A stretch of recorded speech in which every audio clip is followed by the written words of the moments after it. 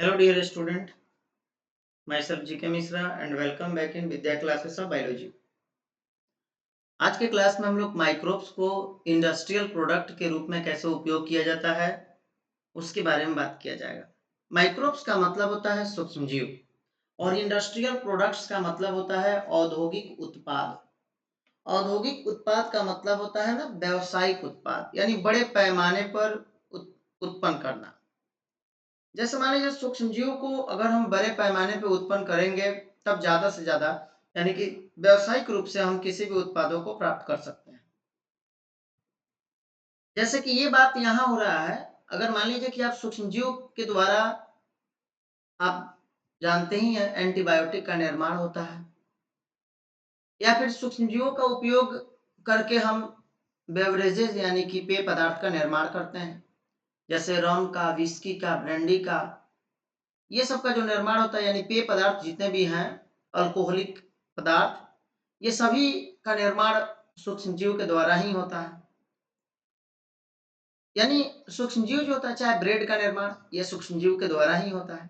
तो इसलिए अगर हम चाहते हैं कि बड़े पैमाने पर अधिक से अधिक हम अगर हम चाहते हैं कि पेनिसिलिन नामक एंटीबायोटिक का निर्माण ज्यादा से ज्यादा हो, तो उसके लिए हमें जरूरी है कि ज्यादा से ज्यादा पहले सूक्ष्म ये इसके लिए रिस्पॉन्सिबल सूक्ष्मजीव का भी निर्माण ज्यादा हो। यानी कि हम जानते हैं कि पेनिसिलिन नामक एंटीबायोटिक पेनिसिलिन नामक एंटीबायोटिक का निर्माण पेनिसिलियम नोटेटम नामक फंजाई के द्वारा होता है। तो अगर हम पेनिसिलियम नोटेटम नामक फंजाई को अधिक मात्रा में बड़े पैमाने पर अगर उत्पन्न करेंगे, तब हम इनके द्वारा अधिक मात्रा में एंटीबायोटिक का भी निर्माण कर पाएंगे। तो अब आइए, अब इसी के बारे में हम लोग को इस टॉपिक में पढ़ना है, कुछ उसके प्रोसेस को देखा जाएगा, फिर आगे बढ़ेंगे हम लोग। आइए यहाँ सबसे पहले हम बात करते हैं, पहला पॉइंट है मेरे पास,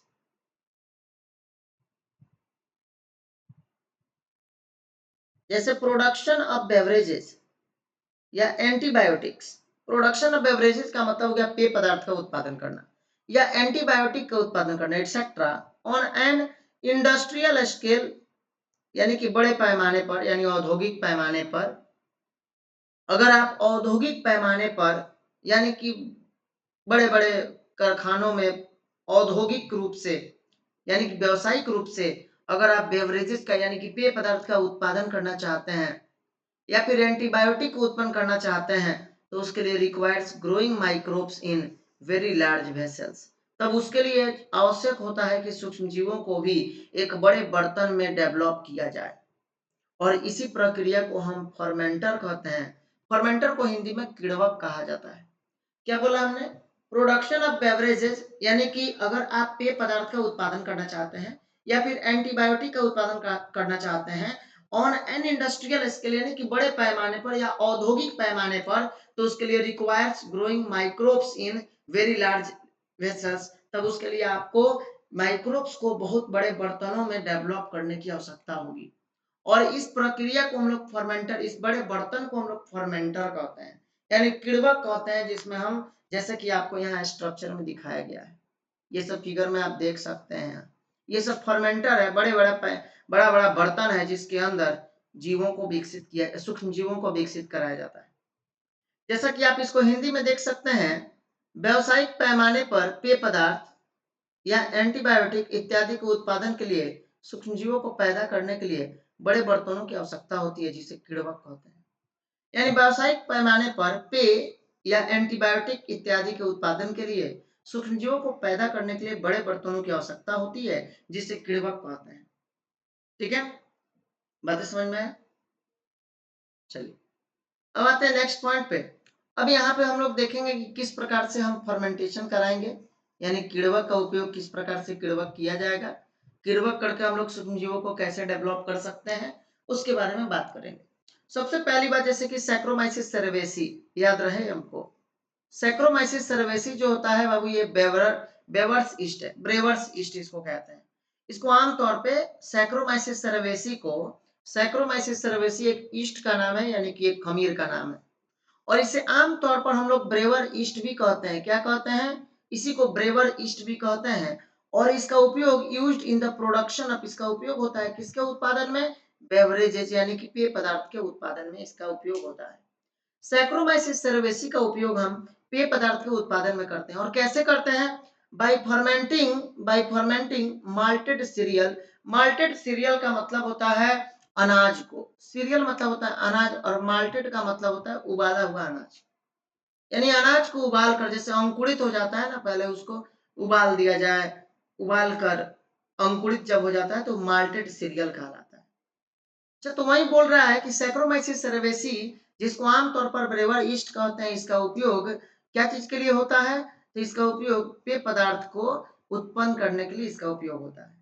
अब पेय पदार्थ को उत्पन्न करने के लिए क्या क्या करना होगा, तो माल्टेड सीरियल को, माल्टेड सीरियल्स का मतलब होता है कि अनाजों को, जैसे कि फूले हुए जो अनाज होते हैं यानी अनाजों को उबाल कर, एंड फ्रूट जूस और फल के जूसों को फर्मेंटिंग कराया जाता है किसके द्वारा, यही ब्रेवर ईस्ट के द्वारा। यानी इस ईस्ट के द्वारा, इस खमीर का उपयोग करके हम माल्टेड सीरियल को, यानी कि इस ईस्ट का उपयोग करके हम माल्टेड सीरियल को यानी उबाले हुए अनाजों को क्या करते हैं, ये और फल के जूस को, उसके साथ ही साथ और फल के जूस को हम क्या करते हैं कि फर्मेंटिंग कराते हैं, यानी इन दोनों का उपयोग करके हम इसको फर्मेंटिंग कराएंगे, यानी कि इसका किण्वक कराते हैं, सड़ाते हैं। और इसके कारण क्या उत्पन्न किया जाता है, क्या उत्पन्न होता है, टू प्रोड्यूस इथेनॉल, और इथेनॉल को उत्पन्न किया जाता है। इथेनॉल जैसे कि आप जानते होइएगा CH2, सॉरी C2, इसका हो जाएगा, एक मिनट,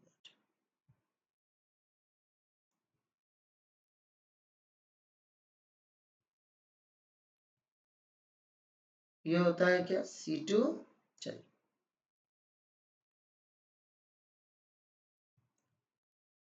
कार्बन दो, इसलिए क्योंकि यहाँ पे क्या है, इथेनॉल है।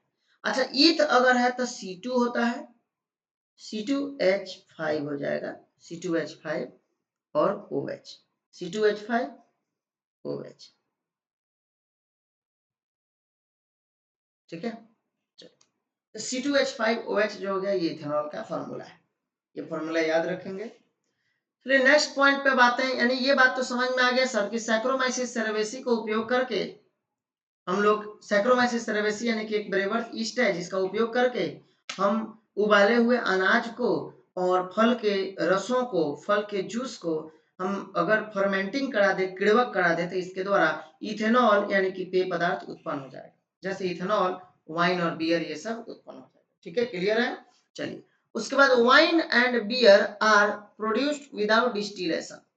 देखिए इसका कहने का मतलब है कि वाइन और बियर को, जो शराब होता है, शराब को और बियर को बिना डिस्टिलेशन के द्वारा, बिना आसवन प्रक्रिया के द्वारा ही, एक प्रक्रिया है जैसे डिस्टिल्ड करके, डिस्टिलेशन एक प्रक्रिया है जिसमें ये अगर हम माल्टेड सीरियल और जूस को इस ईस्ट के द्वारा फर्मेंटिंग कराते हैं, किण्वक कराते हैं, किण्वक करा के इथेनॉल को उत्पन्न करते हैं। और जब इथेनॉल को उत्पन्न करते हैं तो जो इथेनॉल बन गया, अब अगर हम बिना डिस्टिलेशन कराए, यानी कि बिना उसको, समझिए उससे और प्योर किया जाएगा, यानी उसे शुद्ध किया जाता है और छाना जाएगा उसे डिस्टिलेशन प्रक्रिया के द्वारा। तो अगर हम डिस्टिलेशन उसका नहीं करते हैं, जैसे ये किण्वक कराए और किण्वक करा के हम किसी को दे दिए उपयोग करने के लिए, तो समझिए कि वो वाइन और बियर है, यानी कि वो है शराब और बियर है। इसका मतलब कि शराब और बियर को का उत्पन्न बिना डिस्टिलेशन के, यानी इथेनॉल के बिना डिस्टिलेशन किए हुए, बिना आसवन प्रक्रिया के ही शराब और बियर का उपयोग होता है। लेकिन वहीं अगर हम बात करें विस्की का, यानी विस्की या ब्रांडी या रम या गिन या अरैक, ये सब के सब पेय पदार्थ हैं जिनका अलग अलग नाम है। तो इन सभी को अगर आप उत्पन्न करना चाहते हैं तो इसका उत्पन्न करने के लिए पहले इसको डिस्टिलेशन कराना होगा फर्मेंटेड ब्रॉथ के लिए। फर्मेंटेड ब्रॉथ का यानी कि जो आपने अभी प्राप्त किया है, जैसे कि इथेनॉल को जो आपने प्राप्त किया है, उस इथेनॉल का क्या करना होगा, उस इथेनॉल का डिस्टिलेशन करना होगा, यानी आसवन प्रक्रिया के द्वारा उसे शुद्ध करना होगा और छानना होगा, और फिर उसका जो प्योर मात्रा निकलेगा वो विस्की होगा, ब्रांडी होगा, रम होगा, गिन होगा, रैक होगा। तो अरैक ये सब जो है इसलिए ये महंगा मिलता है। बाकी वाइन और बियर जो है ये सस्ता मिलता है क्योंकि इसको डिस्टिलेशन में समय और पैसे खर्च नहीं होते। ठीक है, नेक्स्ट स्लाइड में आप इसका हिंदी देख सकते हैं, जिनको आवश्यकता है वहां से हिंदी को देख लीजिए। देखिए क्या बोला गया है, जैसे कि सैक्रोमाइसिस सर्वेसी जो होता है, जिसको हम आम तौर पर ब्रेवर खमीर भी कहते हैं, इसका उपयोग इथेनॉल का उत्पादन करने के लिए माल्टेड अनाज और फलों के रस को किण्वित करने में किया जाता है। क्लियर है? सैक्रोमाइसिस सेरेवेसी का उपयोग इथेनॉल का उत्पादन करने के लिए माल्टेड अनाज यानी कि फूले हुए अनाजों को, ठीक है, अनाजों को और फलों के रसों को किण्वित करने में किया जाता है। ठीक है, चलिए, यानी कि अगर हम सैक्रोमाइसिस सर्वेसी का उपयोग करके माल्टेड अनाज यानी फूले हुए अनाजों को और फलों के रस को किण्वित कर देते हैं तो उससे इथेनॉल प्राप्त होता है। नेक्स्ट पॉइंट में दिया हुआ है, शराब और बियर आसवन के बिना उत्पादित किए जाते हैं। क्वेश्चन में आपसे पूछा जाएगा निम्नलिखित में से किसे बिना डिस्टिलेशन के प्राप्त किया जाता है, तो वाइन और बियर। बाकी अगर पूछा जाए किसका किस इनमें से किस किस को आसवन प्रक्रिया के द्वारा उत्पन्न किया जाता है, तो विस्की, ब्रांडी, रम, जीन, अरैक इत्यादि। ये सब जितना भी आप देख रहे हैं सबके सब किण्वित रस के आसवन द्वारा उत्पादित किए जाते हैं, यानी किण्वित रस के आसवन प्रक्रिया द्वारा इन्हें उत्पादित किया जाता है। ठीक है, क्लियर है? चलिए अब आगे बढ़ते हैं।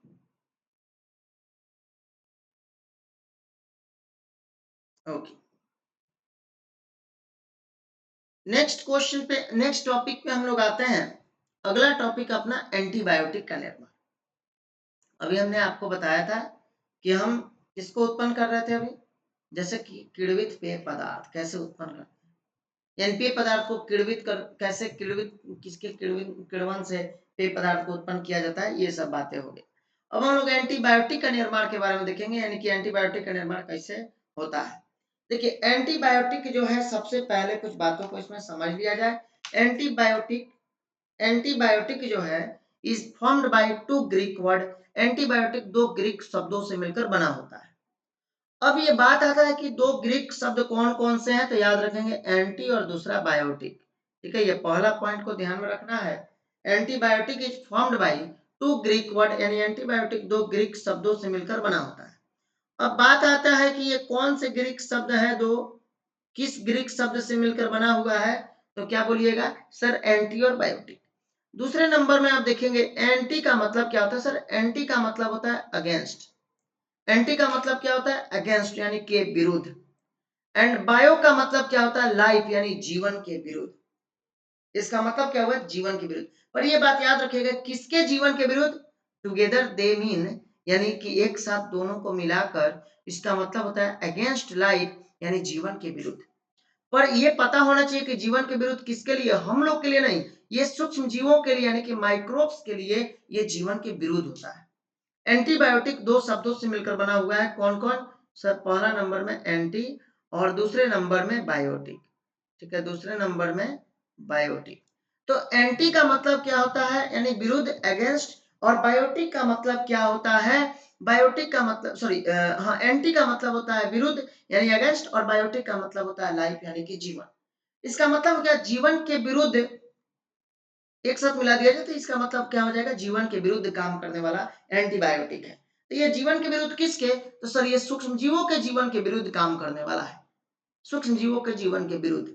लेकिन अगर हम बात करें मनुष्य के रेफरेंस में, अगर बात किया जाए मनुष्य के लिए इसकी बात हो, तो इसका मतलब होता है प्रो लाइफ, यानी मनुष्य के अगेंस्ट नहीं होगा, मनुष्य के तो जीवन के साथ है ये, यानी कि उसके साथ शामिल है ये, मनुष्य के जीवन के साथ ये शामिल है, विरुद्ध में नहीं है। हाँ, लेकिन ये सूक्ष्म जीवों के लिए विरुद्ध होता है। ऐसे एंटीबायोटिक जो था ना, ये दूसरे विश्व युद्ध के समय अमेरिकी सिपाहियों को, जो सिपाही जो घायल हो रहे थे उनके लिए बना था ये। ठीक है, चलिए नेक्स्ट पॉइंट पे आते हैं। अब देखिए एंटीबायोटिक वही बात है, हिंदी में इसको हम लोग देखते हैं। एंटीबायोटिक दो ग्रीक शब्द एंटी प्लस बायोटिक से बना होता है। एंटीबायोटिक कितने ग्रीक शब्द से बना है, दो शब्द एंटी और बायोटिक से बना है। एंटी का मतलब क्या है, विरुद्ध, और जैव का अर्थ क्या है, जीवन। तो जीवन के विरुद्ध, यानी एक साथ इसका मतलब क्या होता है, रोगाणुओं के लिए जीवन के खिलाफ, जबकि मनुष्यों के संदर्भ में यानी मनुष्य के लिए ये जीवन के खिलाफ न होकर जीवन के प्रति यानी जीवन के समर्थक माने जाते हैं। जीवन के साथ है, ये जीवन के प्रति यानी जीवन के समर्थक होता है। लेकिन सूक्ष्म जीवों के लिए अगर बात करें, रोगाणुओं के लिए अगर बात करें, तो ये जीवन के खिलाफ होता है। तो एंटीबायोटिक जो होता है यानी कि जीवाणुओं सूक्ष्म जीवों के खिलाफ रहने वाला एंटीबायोटिक होता है। लेकिन ये मनुष्य के तो प्रति होता है, मनुष्य के जीवन के समर्थक होता है। ठीक है, चलिए नेक्स्ट पॉइंट आते हैं। अब देखिए एंटीबायोटिक क्या है। हमने देख लिया एंटीबायोटिक कितने कितने शब्दों से मिलकर बने होते हैं, लेकिन अब ये क्या है एंटीबायोटिक।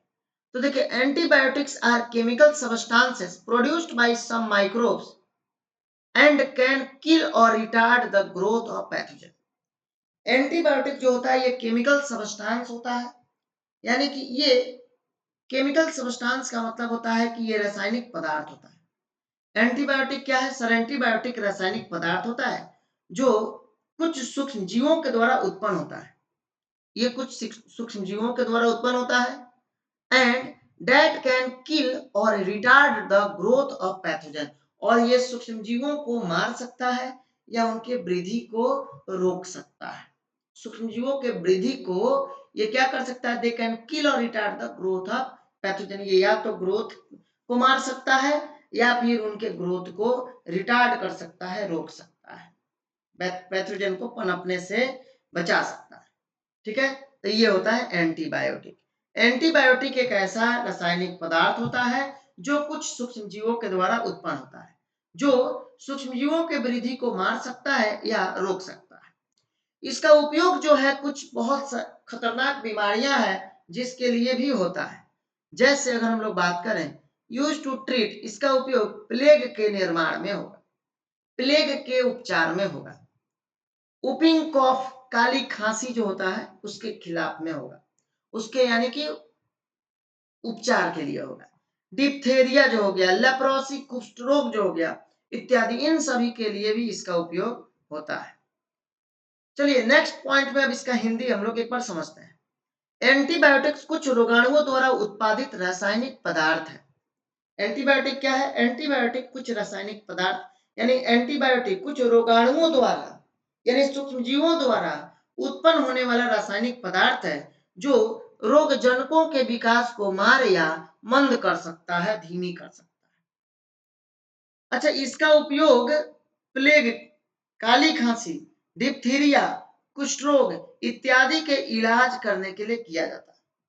यानी एंटीबायोटिक दवाइयों का उपयोग किसके लिए होता है? इसका उपयोग प्लेग, काली खांसी, डिप्थेरिया, कुष्ठ रोग इत्यादि के इलाज के लिए किया जाता है।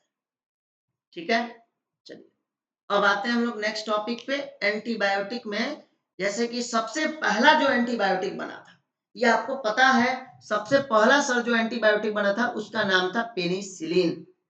और ये पेनिसिलिन को उत्पन्न किसने किया था? अलेक्जेंडर फ्लेमिंग ने। किसने किया था? अलेक्जेंडर फ्लेमिंग ने। याद रखेंगे ये अलेक्जेंडर फ्लेमिंग है जिन्होंने सबसे पहले पेनिसिलिन नामक एंटीबायोटिक की खोज की थी। अच्छा, ये एंटीबायोटिक का निर्माण जो था एक तरह का संजोग था। ये उत्पन्न हुआ था पेनिसिलियम नोटेटम नामक फंजाई के द्वारा। पेनिसिलियम नोटेटम क्या था सर? ये एक तरह का फंजाई था, एक कवक था। और इसी फंजाई के द्वारा, पेनिसिलियम नोटेटम के द्वारा अलेक्जेंडर फ्लेमिंग ने पेनिसिलिन नामक रासायनिक पदार्थों को यानी कि केमिकल पदार्थ बोलने का मतलब होता है यानी एंटीबायोटिक को उत्पन्न किया था। सबसे पहले ये बात क्यों बोला गया कि अलेक्जेंडर फ्लेमिंग का ये पेनिसिलिन का निर्माण, ये इस एंटीबायोटिक का निर्माण एक संजोग था। ये बात इसलिए ऐसा बोला गया क्योंकि ये अलेक्जेंडर फ्लेमिंग जो थे पहले से ये नहीं सोचे हुए थे, ये अपना कार्य जो कर रहे थे वो ये सोचकर ये कार्य नहीं कर रहे थे कि हम यहाँ अभी एंटीबायोटिक का खोज कर रहे हैं। जबकि ये एक स्टेफाइलोकोकाई नामक एक बैक्टीरिया पर कार्य कर रहे थे। और इन्होंने क्या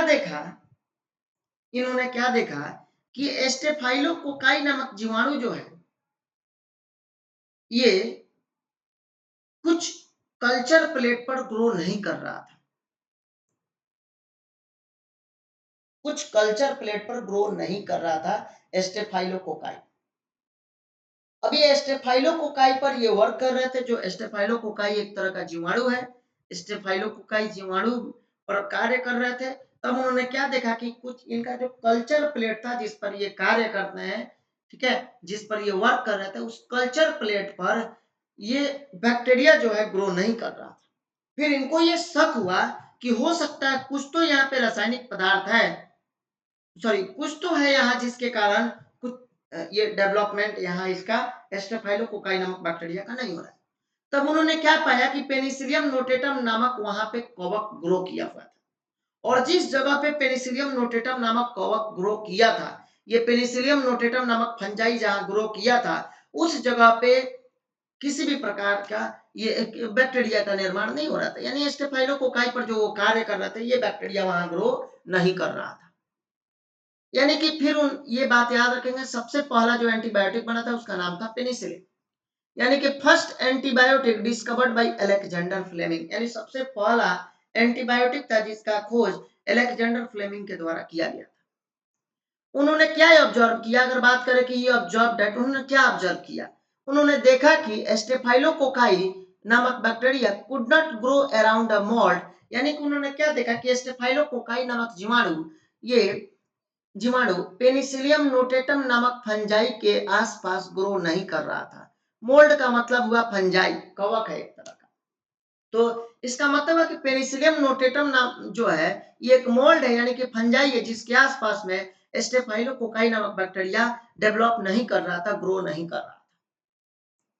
ठीक है, और फिर उन्होंने क्या देखा कि ही एक्सट्रैक्टेड पेनिसिलिन फ्रॉम इट, और उन्होंने इससे, यानी कि जिस जगह पे पेनिसिलियम नोटेटम का ग्रो था, उस जगह पे स्टेफाइलोकोकाई विकसित नहीं हो रहा था।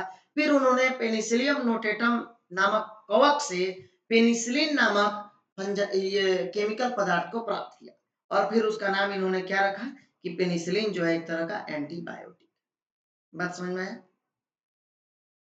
इसका हिंदी आप लोग नेक्स्ट स्लाइड में देख लीजिए। चलिए अब देखते हैं जैसे कि पेनिसिलिन। पेनिसिलिन जो है अलेक्जेंडर फ्लेमिंग द्वारा खोजा गया पहला एंटीबायोटिक। पेनिसिलिन क्या है, तो पेनिसिलिन अलेक्जेंडर फ्लेमिंग द्वारा खोजा गया पहला एंटीबायोटिक है। अच्छा, नेक्स्ट पॉइंट में क्या हो जाएगा, उन्होंने देखा कि स्टेफाइलोकोकस जीवाणु एक कवक पेनिसिलियम नोटेटम के आसपास नहीं बढ़ सकता है। उन्होंने क्या देखा कि स्टेफाइलोकोकस जीवाणु एक कवक पेनिसिलियम नोटेटम के आसपास नहीं बढ़ सकता है जो बिना धुले प्लेटों में बढ़ रहा है। यानी इसका कहने का मतलब है कि जिस प्लेट पर पेनिसिलियम नोटेटम डेवलप कर रहा था, उसके आसपास में स्टेफाइलोकोकस नामक जीवाणु डेवलप नहीं हो रहा था, विकसित नहीं हो रहा था। उन्होंने उसमें से पेनिसिलिन नामक रासायनिक पदार्थों को निकाला और फिर उसका नाम क्या रख दिया, पेनिसिलिन। अब देखिए, अब उसके बाद क्या होता है, अब दो साइंटिस्ट और आते हैं जिनका नाम था अर्नेस्ट चेन और हवार्ड फ्लोरी। अर्नेस्ट चेन और हवार्ड फ्लोरी, दो वैज्ञानिक और आते हैं जिन्होंने क्या किया,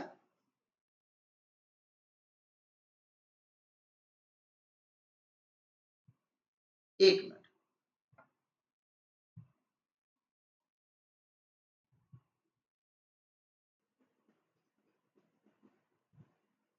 चलिए अब हम लोग बात करेंगे। जैसे ये अर्नेस्ट चैन को, इसके लिए जो एंटीबायोटिक का खोज हुआ था उसमें अर्नेस्ट चैन और हवार्ड फ्लोरी नामक दो वैज्ञानिक थे जिन्होंने प्रभावशाली रूप में एंटीबायोटिक को इस्टेब्लिश किया था। यानी कि चैन तथा फ्लोरी नामक दो वैज्ञानिकों ने establish it's full potential is an, मतलब कि फुल पोटेंशियल यानी पूर्ण रूप से शक्तिशाली और एन इफेक्टिव और प्रभावशाली एंटीबायोटिक के रूप में इन्होंने इस्टेब्लिश्ड की, यानी कि प्रदर्शित किया था, दर्शाया antibiotic.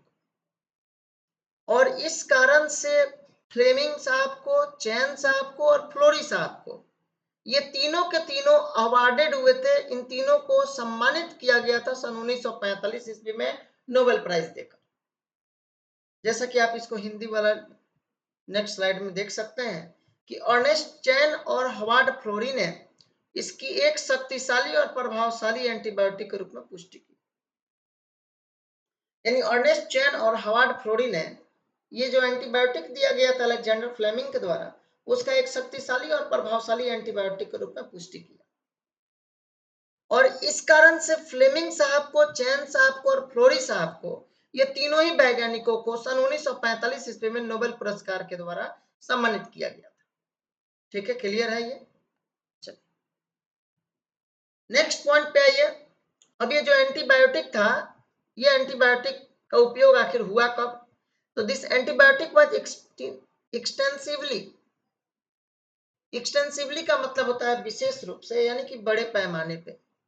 This antibiotic was extensively used to treat American soldiers wounded in world war II।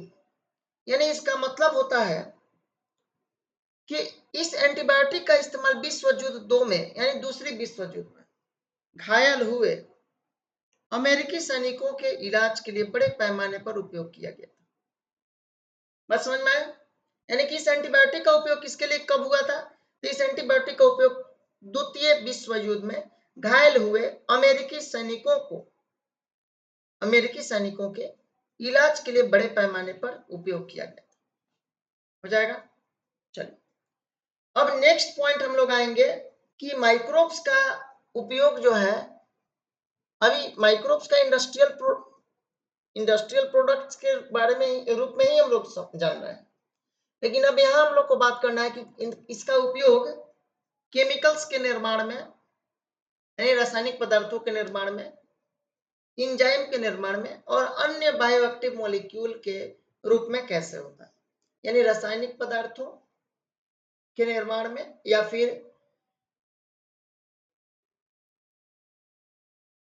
Enzyme के निर्माण में या अन्य बायोएक्टिव यानी जैव सक्रिय अणुओं के रूप में कैसे होता है। चलिए सबसे पहले बात हम लोग यहाँ बात करेंगे, ऑर्गेनिक एसिड के रूप में भी इसका उपयोग होता है, यानी कार्बनिक अम्ल के रूप में, यानी एसिड प्रोड्यूसर माइक्रोब्स इंक्लूड। अब ये कुछ माइक्रोब्स हैं, कुछ सूक्ष्म जीव हैं जो एसिड को उत्पन्न करने वाले सूक्ष्म जीव हैं, एसिड को उत्पन्न करते हैं। यानी कि एसिड प्रोड्यूसर माइक्रोब्स का मतलब होता है अम्ल को उत्पन्न करने वाले सूक्ष्म जीव। इसके अंतर्गत कौन कौन आएगा? जैसे सूक्ष्म जीव माइक्रोब आप देख रहे हैं, एक तरफ में माइक्रोब और दूसरे तरफ में ऑर्गेनिक एसिड। तो माइक्रोब जो है सूक्ष्म जीव, जैसे एस्परजिलस नाइगर। एस्परजिलस निगर जो है एक तरह का फंगस है, यानी कि कवक होता है जो साइट्रिक एसिड को उत्पन्न करता है। उसी तरह एसिटोबैक्टर एसिटाई है, ये एसिटिक एसिड को उत्पन्न करता है, एसिटिक एसिड को उत्पन्न करता है जो एक तरह का बैक्टीरिया है। तीसरे नंबर में क्लोस्ट्रीडियम ब्यूटाइलिकम नामक एक बैक्टीरिया है जो ब्यूटाइरिक एसिड को उत्पन्न करता है। और फिर लैक्टोबैसिलस जो एक जीवाणु है और ये लैक्टिक एसिड को उत्पन्न करता है। क्लियर है? चल ये बस आपको याद कर लेना है कि कौन कौन से सूक्ष्म जीवों के द्वारा, बहुत इंपॉर्टेंट पॉइंट है बाबू ये, इससे कई बार क्वेश्चन जो है नीट में या बोर्ड में पूछा गया है। ये आपसे क्वेश्चन पूछा जाता है किस माइक्रोब्स के द्वारा, सूक्ष्म जीव के द्वारा कौन से एसिड का निर्माण होता है। जैसे कि हिंदी में अब आप देख सकते हैं Aspergillus niger citric acid, Acetobacter aceti acetic अम्ल, क्लोस्ट्रीडियम ब्यूटाइलिकम ब्यूटाइरिक एसिड। हो जाएगा ये सब, ये पूरे हिंदी में हो गया इसका। अब देख लेंगे इसे, ठीक है? हिंदी में जिनको भी चाहिए हिंदी वाले स्लाइड को देख लीजिए। अब आइए नेक्स्ट पॉइंट पे, अब हम लोग देखते हैं अल्कोहल के उपयोग में सूक्ष्म जीव का क्या योगदान है। यानी अब अल्कोहल के उत्पादन में सूक्ष्म जीवों का क्या योगदान है। देखिए जैसे कि अल्कोहल में भी हमने बताया था एक ईस्ट भाग लेता है जिसका नाम है सैक्रोमाइसिस सर्वेसी, यानी एस सर्वेसी लिखा है, इसका मतलब होता है सैक्रोमाइसिस सर्वेसी। इसका उपयोग करके हम लोग इथेनॉल को प्राप्त कर रहे थे, अभी थोड़ा देर पहले आपको बताया गया था कि हम इथेनॉल को प्राप्त करने के लिए सैक्रोमाइसिस सर्वेसी का उपयोग करते हैं, बताया गया था आप लोग। चलिए वही हिंदी में लिखा हुआ है ये अल्कोहल, जैसे खमीर एस सर्वेसी का मतलब हो गया सैक्रोमाइसिस सर्वेसी का उपयोग इथेनॉल का उत्पादन करने के लिए किया जाता है। ठीक है, इथेनॉल का उत्पादन करने के लिए किया जाता है। वही इथेनॉल C2H5OH। ठीक है, चलिए नेक्स्ट पॉइंट पे आइए। जैसे इंजाइम की अगर हम लोग बात करें, इंजाइम जैसे कि सर लाइपेजेस नामक एक इंजाइम, इंजाइम का भी उपयोग होता है, इंजाइम का भी उपयोग होता है, यानी इंजाइम का उपयोग किस लिए होगा? तो देखिए जैसे कि लाइपेजेस नामक जो एंजाइम होता है ये यूज्ड इन डिटर्जेंट फॉर्मुलेशन में भी इसका उपयोग होता है। एंजाइम का निर्माण जैसे डिटर्जेंट फॉर्मुलेशन में यानी अपमार्जक के निर्माण के लिए भी, जैसे सरफ जो आप देख रहे हैं ये हो गया डिटर्जेंट फॉर्मुलेशन, यानी डिटर्जेंट का उपयोग की डिटर्जेंट के निर्माण के लिए इसका उपयोग किया जाता है लाइपेजेज नामक एंजाइम। और ये करता क्या है लाइपेजेज नामक एंजाइम? तो लाइपेजेज नामक एंजाइम के द्वारा अगर हम डिटर्जेंट को बनाए हुए हैं तो इस डिटर्जेंट के उपयोग से लाइपेजेज जो एंजाइम उसमें है ये क्या करता है, यानी कि ये क्या करेगा कि कपड़े में लगे हुए जो धब्बे होते हैं तेल का धब्बे उसको निकालने का काम करता है। ठीक है, जैसा कि हिंदी में आप देख सकते हैं लाइपेज, इसका प्रयोग डिटर्जेंट फॉर्मुलेशन यानी अपमार्जक संरूपण में किया जाता है। अपमार्जक यानी कि सरफ हो गया, तथा धुलाई में कपड़े से तैलीय दाग हटाने में इसका उपयोग किया जाता है लाइपेज नामक एंजाइम। ठीक है, अब आइए पेक्टिनेजेस और प्रोटीएजेस नामक दो एंजाइम है। कौन कौन क्या क्या नाम है? पेक्टिनेजेस और प्रोटीएजेस। ये दोनों एंजाइम का काम क्या होता है? टू क्लैरिफाई बोतल जूसेस। जैसा कि आप अगर बाहर से जिस बोतल के जूस को बोतल वाले जूस को खरीद के लाते हैं तो उस बोतल को देखिएगा, उस जूस को देखिएगा, बड़ी क्लियर दिखाई देता है, बहुत फ्रेश दिखाई देता है। लेकिन अगर हम लोग घरों में जिस बोतल जूस को निकालते हैं वे जूस जो है उतना फ्रेश नहीं दिखता। यानी कि बोतल में रखा हुआ जो जूस मार्केट में आपको मिलता है वो ज्यादा फ्रेश क्यों दिखता है? क्योंकि उसमें पेक्टिनेजेस और प्रोटीएजेस नामक एंजाइम का उपयोग करके उस बोतल में रखे हुए जूस को क्लियरिफाई किया जाता है। यानी क्लैरिफाई करने का मतलब होता है कि उसे शुद्ध किया जाएगा, साफ किया जाएगा। यानी पेक्टिनेज और प्रोटीएज इसका उपयोग बोतल वाले रस को अधिक स्वच्छ और साफ करने में किया जाता है। ठीक है, चलिए नेक्स्ट टॉपिक पे आ जाइए।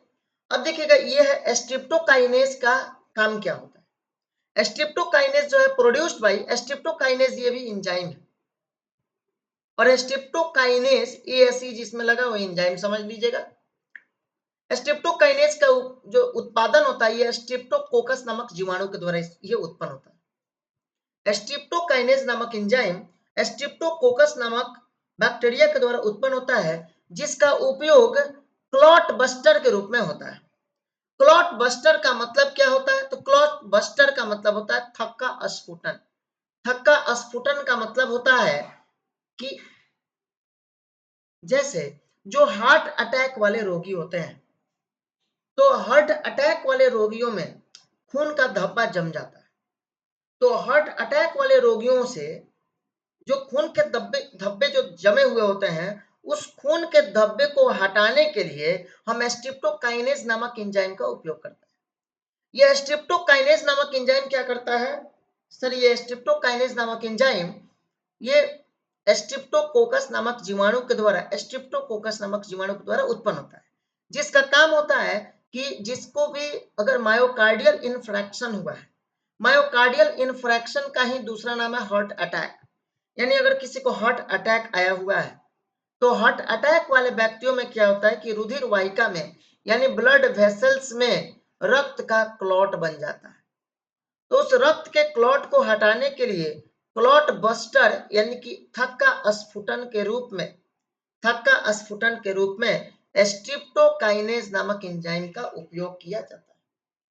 अब याद हो जाएगा सर, स्ट्रिप्टोकाइनेज नामक एंजाइम का उपयोग हार्ट अटैक वाले व्यक्तियों में रुधिर वाहिका में रक्त के जमाव को यानी रक्त के थक्का को थक्का स्फुटन के रूप में हटाने में किया जाता है। ठीक है, वही बात है यहाँ हिंदी में लिखा हुआ है स्ट्रिप्टोकाइनेज या स्ट्रिप्टोकोकस नामक जीवाणु द्वारा उत्पन्न होता है। यह स्ट्रिप्टोकोकस नामक जीवाणु द्वारा उत्पन्न होता है और इसका उपयोग मायोकार्डियल रोग गलन यानी मायोकार्डियल इन्फ्रैक्शन यानी हार्ट अटैक वाले रोगियों की रक्त वाहिकाओं से थक्के हटाने के लिए क्लॉट बस्टर के रूप में किया जाता है। क्लियर? कोई डाउट इसमें नहीं है? चलो नेक्स्ट टॉपिक पे आ जाइए। अब आते हैं हम लोग साइक्लोएस्पोरिन ए। सर ये साइक्लोएस्पोरिन ए क्या है? सबसे पहली बात कि साइक्लोएस्पोरिन ए जो होता है ये ट्राइकोडर्मा पॉलीएस्पोरम नामक एक कवक के द्वारा उत्पन्न होता है। किस कवक के द्वारा? सर ट्राइकोडर्मा पॉलीएस्पोरम नामक एक कवक है जिसके द्वारा साइक्लोएस्पोरिन ए को उत्पन्न किया जाता है। अच्छा, इसका उपयोग कहाँ होता है? Use as an immunosuppressive agent in organ transplant patient. यानी कि इसका उपयोग उन रोगियों में होता है जिस रोगी का अंग प्रत्यारोपण हुआ है, यानी कि अंग को निकालकर दूसरे अंगों को डाला गया। अब इम्यूनोसप्रेसिव एजेंट के रूप में इसका उपयोग होगा, क्योंकि अगर दूसरे अंग को किसी बॉडी में डाला जाता है तो उसके बॉडी जो है बाहरी अंग समझकर और वहां पे इम्यून सिस्टम के कारण हमारा प्रतिरक्षा तंत्र जो है कुछ रिएक्शन उत्पन्न कर देगा, जिसके कारण वो ऑर्गन जो है जिसका ट्रांसप्लांट होता है वो फेल्यूर हो जाएगा। तो इसलिए इम्यूनोसप्रेसिव एजेंट उस समय के लिए कुछ वैसे एजेंट का लेना जरूरी है जो इम्यून सिस्टम को थोड़े समय के लिए कंट्रोल रखे, बंद करके रखे, जिसके कारण रोगी जिसके बॉडी में ऑर्गन का ट्रांसप्लांट हुआ है उसमें किसी भी प्रकार की प्रॉब्लम नहीं। ठीक है, चलिए अब आते हैं स्टेटिन में। स्टेटिन को उत्पन्न किया जाता है मोनास्कस परप्यूरस नामक एक खमीर के द्वारा, ईस्ट के द्वारा। याद रखेंगे स्टेटिन किसके द्वारा उत्पन्न होता है? तो सर ये मोनास्कस परप्यूरस नामक ईस्ट से उत्पन्न होता है। और सर इसका उपयोग होता है used as blood cholesterol lowering agent, यानी कि ये एक ऐसा इसका उपयोग ब्लड के कोलेस्टेरॉल को कम करने वाले कारक के रूप में इसका उपयोग किया जाता है, जो ब्लड कोलेस्टेरॉल को कम करता है। इट इनहिबिट्स द एंजाइम, ये वैसे एंजाइम को ही दबा देता है, वैसे एंजाइम के कार्य को ही दबा देता है जो कोलेस्टेरॉल के निर्माण करने के लिए रिस्पॉन्सिबल होते हैं, उत्तरदायी होते हैं। यानी it inhibits the enzyme responsible for synthesis of cholesterol, यानी कि वैसे एंजाइम के निर्माण को वैसे एंजाइम के संश्लेषण को दबा देता है जो जो ब्लड के कोलेस्टेरॉल को बढ़ाने में मदद करता है, उस एंजाइम को ही ये दबा देता है और इस कारण से कोलेस्टेरॉल का संश्लेषण यानी कि कोलेस्टेरॉल का निर्माण नहीं होता। अब साइक्लोएस्पोरिन ए जो है यह ट्राइकोडर्मा पॉलीएस्पोरम नामक कवक द्वारा उत्पन्न होता है, जैसा कि आप यहां से हिंदी देख सकते हैं। इसे अंग प्रत्यारोपण रोगियों में प्रतिरक्षा निरोधक कारक के रूप में उपयोग किया जाता है। इसका उपयोग कहाँ होता है? अंग प्रत्यारोपण रोगियों में या अंग प्रत्यारोपित रोगियों में प्रतिरक्षा निरोधक कारक के रूप में उपयोग किया जाता है, यानी कि प्रतिरक्षा को रोध करके रोक कर रखता है। स्टेटिन की अगर बात करें तो यह मोनास्कस परप्यूरस नामक एक खमीर द्वारा उत्पन्न होता है। इसे रक्त कोलेस्टेरॉल कम करने वाले कारक के रूप में उपयोग किया जाता है। ठीक है, और फिर नेक्स्ट पॉइंट है यह कोलेस्टेरॉल के संश्लेषण के लिए जिम्मेदार एंजाइमों को रोकता है। तो ये बातें टोटल कंप्लीट हो गई कि माइक्रोब्स का उपयोग इंडस्ट्रियल प्रोडक्ट्स में किस प्रकार से होते हैं। नेक्स्ट क्लास में, कल के क्लास में हम लोग पढ़ेंगे माइक्रोब्स का सीवेज के ट्रीटमेंट में क्या क्या योगदान है, यानी कि घरों से निकलने वाले जो भी वाहित मल हैं, जो भी कचड़े हैं, उनका निपटान करने में सूक्ष्मजीव किस प्रकार से रिस्पॉन्सिबल होते हैं, हम उसका बात जो है नेक्स्ट क्लास में करेंगे। तब तक के लिए आप इसको कंप्लीट कर लीजिए और इसमें जो है 3 टॉपिक और बच जाता है, 3 टॉपिक फटाफट कंप्लीट हो जाएगा, यानी 3 दिन का और टॉपिक है। बस आपको जो है इसके पहले का जो क्लास दिया गया है उसको कंप्लीट करना और इसे कंप्लीट कर लीजिए। वीडियो अच्छा लगा हो तो शेयर करेंगे और लाइक कमेंट करना न भूलें। अगर आप चैनल पे नए हैं तो चैनल को सब्सक्राइब अवश्य करें। ओके। अभी जो क्रैश कोर्स चल रहा था उसको कुछ दिनों के लिए रोका गया है। ये क्रैश कोर्स पुनः 14 से ऑफलाइन क्लास इस दिन से शुरू होगा, यानी दुर्गा पूजा को लेकर छुट्टी किया गया है अभी, फिर 14 से आपका क्लास शुरू हो जाएगा। Okay, thank you.